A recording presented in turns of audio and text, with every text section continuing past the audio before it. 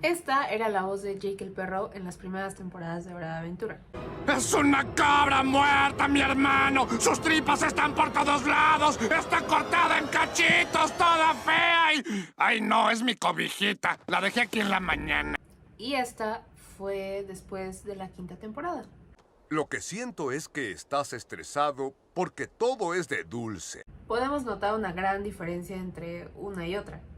Y muchos incluso llegaron a pensar que el actor de doblaje de Jake el perro había cambiado, pero no. Hora de Aventura se estrenó hace ya más de 12 años, pero la polémica detrás de sus cambios de voz persiste y sigue siendo un tema de debate hasta el día de hoy. ¿Pero esto por qué? Los mexicanos siempre vamos a defender a capa y espada que nuestro doblaje es el mejor, y eso va de la mano con esta idea de que le ponemos nuestro toque a las cosas. Se han conectado con nuestra manera de ver a los personajes y nuestra manera de percibir las series que nos gustan. Pero tenemos que analizar muy bien esto. ¿Qué es lo que hace un doblaje realmente un buen doblaje? ¿Y hasta qué punto se puede dar esta libertad creativa de cambiar el verdadero sentido de los diálogos originales? Para eso vamos a hablar de un poquito de historia. Porque hoy en día México se ha consolidado como el proveedor de material audiovisual doblado más importante de toda Latinoamérica y de los más importantes del mundo. ¿Pero por qué? ¿A qué se debe esto? Porque muchos pensarían que el gran éxito que tiene México en su doblaje es gracias a los modismos.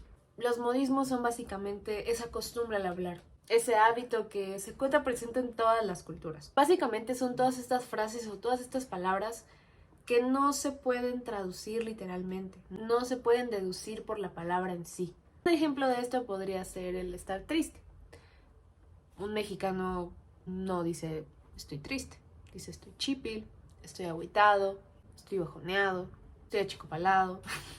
Y un sinfín de palabras que significan eso, pero al traducirlo a otro idioma no tienen el mismo contexto, no tienen la misma carga de lo que conlleva la palabra. Pero realmente esto no fue lo que hizo que la industria del doblaje en México se posicionara y tuviera el éxito que tiene hoy en día. Esto viene mucho antes de esas series noventeras como Los Caballeros del Zodiaco o Dragon Ball, que realmente le pusieron una marca, un sello al doblaje mexicano.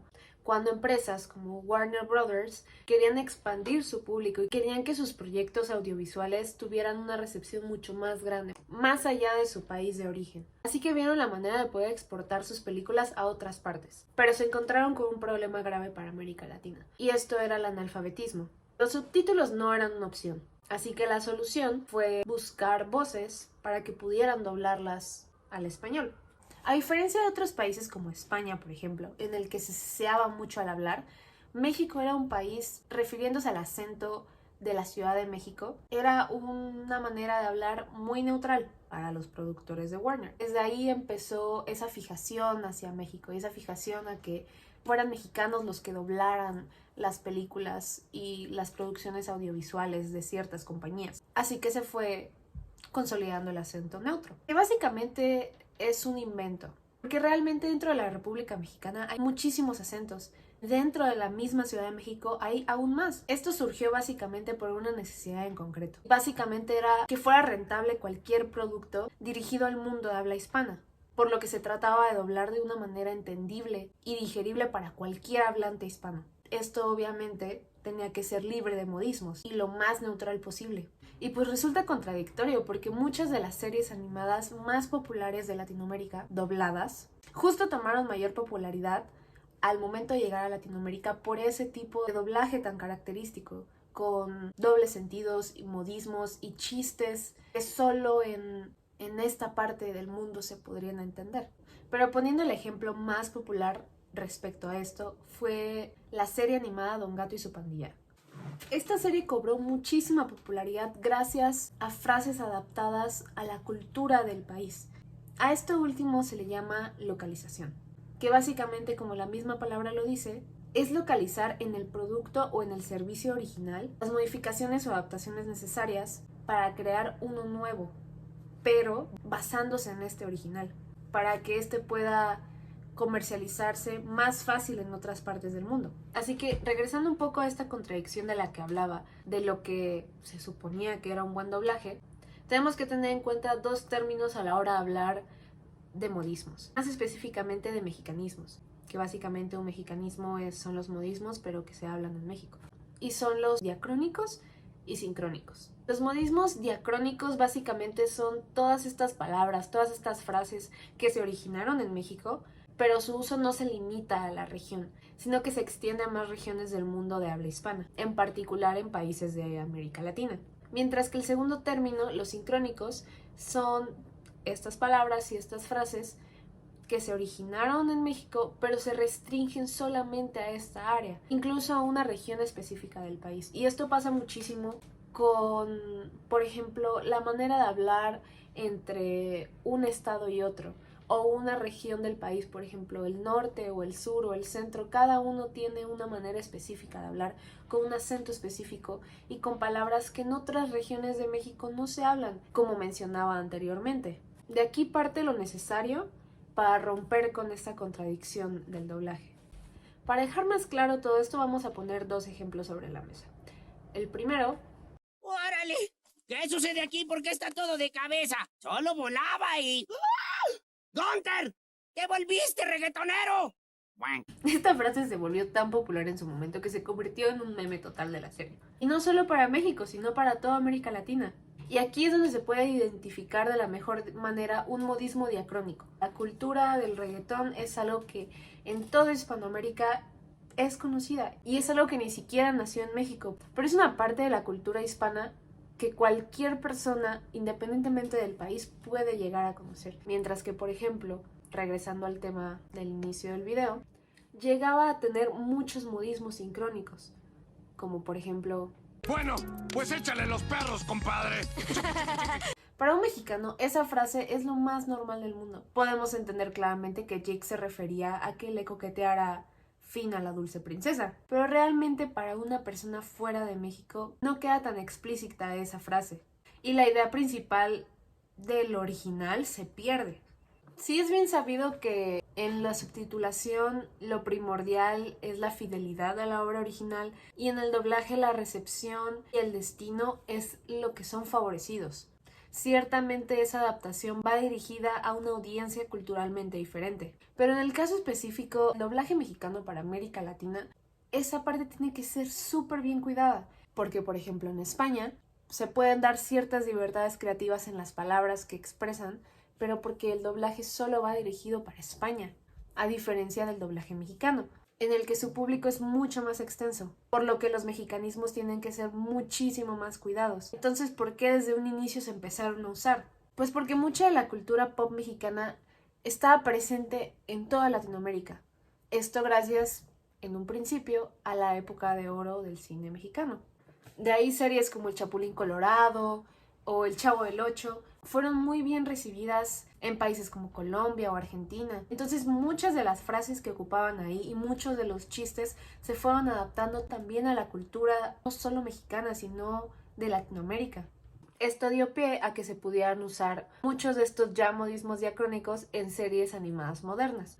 Todo esto, conjuntándose con el ya antes mencionado acento neutro, pudo hacer que existiera un balance entre ambas partes, para que así tanto el público mexicano como el público latinoamericano pudieran disfrutar el doblaje. Entonces, si solo era llegar a un balance entre estas dos cosas, ¿por qué se tuvo que llegar a ese extremo de cambiar por completo la esencia del personaje de Jake? Esto se resume muy fácil, y aunque para muchos puede que no sea una razón suficiente para que haya existido ese cambio, digo, personalmente tampoco fue de mi agrado, pero hay que comprender el contexto que había detrás de todo esto. Se resume en dos cosas. La primera, sensaciones sónicas.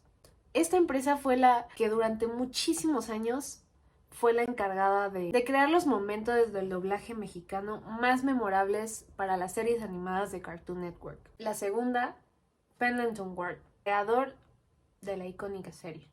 Para la desgracia de muchos, estas dos cosas se conjuntaron para mal.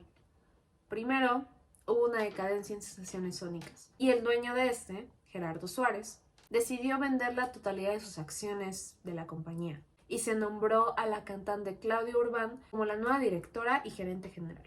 Después de esto hubo una serie de malas decisiones que afectaron gravemente a casi todas las series producidas para Cartoon Network. Y esto tuvo como consecuencia a finales de 2013 que perdieran su contrato de más de 18 años con dicha empresa, para que a finales del siguiente, el gran creador de Hora de Aventura decidiera salirse del proyecto. Y gracias a esto, hubo una serie de cambios creativos, no solo en la narrativa de la serie, sino también afectando al material de doblaje mexicano, que por orden directa de Cartoon Network y del nuevo director de la serie, pidieron que se bajara la cantidad de modismos al doblaje, con esta idea de que aumentara más el rating en más partes de Latinoamérica. Y no es que le fuera mal en particular, pero los números en México eran mucho más altos. Y es que se creía que ya era excesiva la cantidad de modismos que se utilizaban, especialmente en un personaje, Jake. Por parte de José Arenas, la voz de Jake el perro en México, hubo un disgusto tremendo por el cambio de voz. Y realmente es impresionante que no se haya terminado saliendo del proyecto. Él dejó muy en claro en varias entrevistas que ni siquiera llegó a ver las últimas temporadas. A él no le gustaban y no le gustaba el cambio de voz que había tenido que efectuar a la fuerza para su personaje.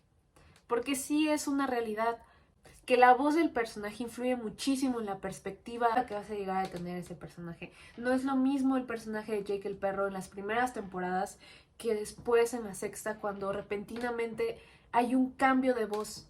Si lo podemos notar, se llega a sentir que el personaje es más serio. Esto viéndolo obviamente desde una perspectiva mexicana. Porque si nos vamos del otro lado de la moneda, a un público argentino, a un público colombiano, a un público chileno, en el que ese personaje la mayor parte de las veces no se le entendía lo que estaba diciendo. Y realmente preguntándole a amigos chilenos y amigos argentinos que tengo, me llegaron a decir que las primeras temporadas de Hora de Aventura no les gustaron tanto y que después del cambio de voz les llegó a gustar más el personaje de Jake el perro, cuando para uno como mexicano es todo lo contrario. Y es que aquí es donde vuelve a surgir el tema de los modismos excesivos y de los modismos sincrónicos. Cartoon Network no es una empresa que haga cambios a la ligera. El hecho de que Pendleton Ward se haya salido del proyecto fue algo de un impacto muy grande, pero le sirvió para tomar en cuenta otros aspectos que quizás él no estaba viendo. Se tomaron el tiempo de hacer otro estudio de mercado para poder tener una buena localización a todas partes de Latinoamérica y no solo a México. Básicamente el cambio de la voz de Jake el perro y la exclusión de modismos excesivos en general del doblaje para Hora de Aventura tuvo un gran impacto, pero ese impacto no fue tan negativo como nosotros lo podemos percibir como mexicanos. Realmente para otros países fue algo positivo y ayudó a que la serie fuera más vista en otras partes. A fin de cuentas, un buen doblaje se basa en poder encontrar este lenguaje universal, y esto se logra gracias al doblaje neutro. El uso de modismos está permitido, siempre y cuando no afecte en gran medida a este entendimiento universal. Para nosotros como mexicanos, claramente es algo que le agrega un toque único. Y teniendo en cuenta que México es el proveedor de material audiovisual doblado al español más importante de Hispanoamérica, tenemos que tener esto muy en cuenta. Los mexicanismos deberían de quedar de lado, o se tendría que seguir tomando la medida de crear dos materiales audiovisuales, uno con el español neutro y otro con estos modismos. Aunque suene como demasiado, es algo que se ha llegado a hacer. Esto con la idea de que tuviera mayor recepción tanto en México como en Latinoamérica. Y es algo que, aunque hoy en día no es tan común que se haga, podría no ser una mala idea. Al final, Hora de Aventura subió su rating en Latinoamérica, pero bajó significativamente en México después de la quinta temporada. Pero ustedes, ¿qué piensan al respecto?